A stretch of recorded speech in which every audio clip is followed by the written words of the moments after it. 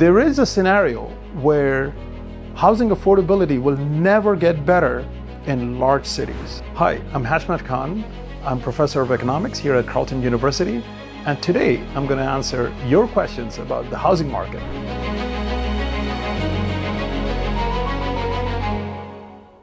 Do you see a future where housing can become more affordable? Let's look at a simple demand and supply diagram to help organize our thinking about affordability. On this horizontal axis, we have quantity of housing. So that's total housing, all the houses out there, new houses, old houses, all together.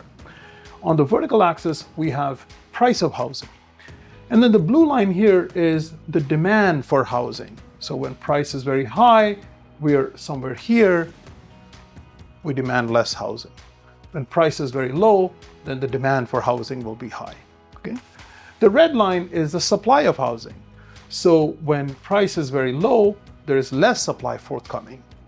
When price is high, we have more supply forthcoming. Now, when we think about affordability, one simple way to think about affordability is just the inverse of this house prices. What do I mean by that? Affordability increases in this direction. So if price is zero, it's very affordable, but there will also be hardly any supply forthcoming.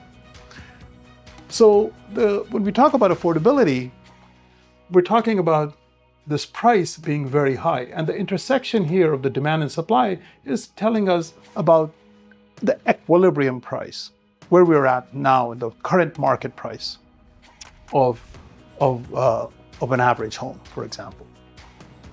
So as I mentioned, affordability is improving in this direction. Now, how can we move this point down? That's affordability. Affordability on this diagram would mean something like this: shifting this curve out. And you can see that the intersection point is going down, so that means prices are going down. And price going down means affordability improving. So how can we move this curve out? That speaks to increasing housing supply.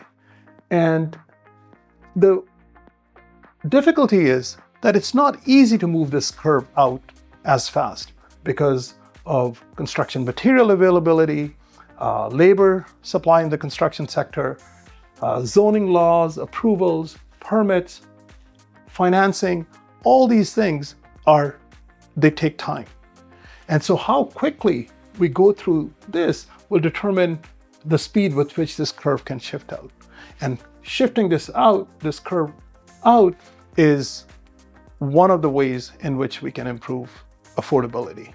There is a scenario where housing affordability will never get better in large cities. This will always remain the case. So the question is, how do we think about affordability? Well, if we accept what I have just said, then the natural question will be, can we have affordability in other cities, not the largest cities in Canada, but are there other cities in Canada where things are affordable? We and the policymakers need to be thinking about that. The high-speed railway that's being proposed to connect Toronto to Quebec City, that's going to be a big boon to improving affordability in Canada. People can choose to live far away from large concentrated urban areas like the GTA, for example. There's a theory in economics called the big push, which is that if you want to make something happen, then multiple things have to happen together to give it a big push. And improving housing affordability in Canada, to me, appears like a big push argument. So you need to bring policy together, multiple fronts to get affordability right. What does it mean if it crashes? Will that be good for buyers, or is it just bad for all? Crashes are bad for all. In the short run, it might seem that if house prices crash, then perhaps someone who is just at the point of thinking about becoming a new home owner, they might feel that, house prices are suddenly so low, I'll get into the housing market. But wait a minute, you got to think a little bit. why has the crash happened? What are my employment prospects? What is the general landscape in the labor market? It could be that crashes happen because of some bad economic situation. And if people start losing their jobs, that's going to affect their incomes and their ability to pay for this new lower price house. So crashes from that point of view are not something good. Why do mortgage amortization lengths matter? For the simple reason that by increasing this amortization length, we can reduce our monthly payments towards our housing costs. And that leaves us with more money to, buy things, go for vacation, etc. But at the same time, we're prolonging this pain of affording a house. So there is a trade-off. We really have to see how much we value enjoying consumption now versus delaying gratification. It's a very personal question, and it does matter. Can't we just build more houses? That would be increasing the supply. And that's what we're doing. In Canada, you look at the data tells you that Canada in general, supply has been increasing. The amount of money that Canadians are investing in this on the supply side is not low compared to, say, other countries. But at the same time, it's not easy to increase the supply. Supply is generally a slow-moving thing. We need to ensure that we have land to build, we are meeting all our regulatory requirements, zoning laws, and there's enough construction material available, enough people in the construction sector to finish all projects in a timely manner. What is one tip you would give to young people to help them prepare for entering the housing market?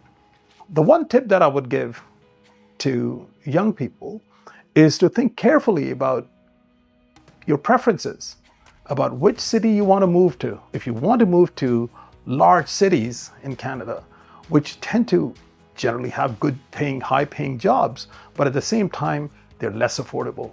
So one tip that I have for you is to think hard about your choice of location. Maybe you're better off moving to some smaller cities. That's something to think about. The other tip that I would give young people is be very mindful of employment risk in the face of all the AI developments, Trump tariffs.